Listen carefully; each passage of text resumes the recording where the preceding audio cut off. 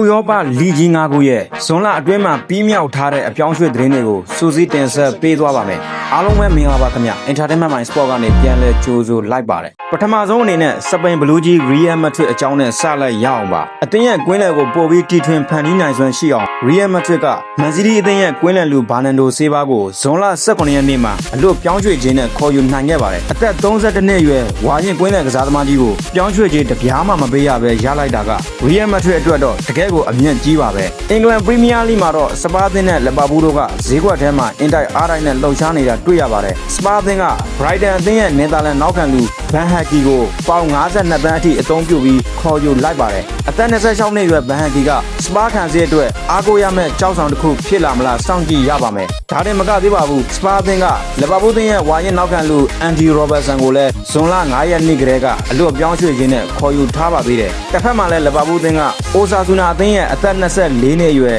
စပိန်တောင်မန်တိုက်စစ်ကစားသမားဗီတာမူနော့စ်ကိုပေါင်34.5သန်းနဲ့အန်ဖီစီခေါ်ဆောင်ထားပါပြီBrighton အသင်းကတော့ဘန်ဟက်ကီကိုစပါးအသင်းထံရောင်းချခဲ့ရပေမဲ့အိုလံပီယာကော့စ်အသင်းကပေါ်တူဂီညာနောက်ခံလူကော့စတင်ဟာကိုပေါင်17သန်းနဲ့ခေါ်ယူခဲ့တဲ့အပြင်ဆွီဒင်ကလပ် AIK အသင်းကနေအသက်19နှစ်အရွယ်လူငယ်ကွင်းလယ်လူယိုဟာနာကိုလည်းပေါင်21.5သန်းနဲ့ခေါ်ယူပြီးအစားထိုးခဲ့ပါတယ်ချယ်ဆီအသင်းကတော့ဘန်နာရေးမျှခြေအဆင်ပြေစေဖို့ကစားသမားအချို့ကိုရောင်းထုတ်ခဲ့ပါတယ်ဇွန်လ15ရက်နေ့မှာပဲစပိန်ဘယ်နောက်ခံလူ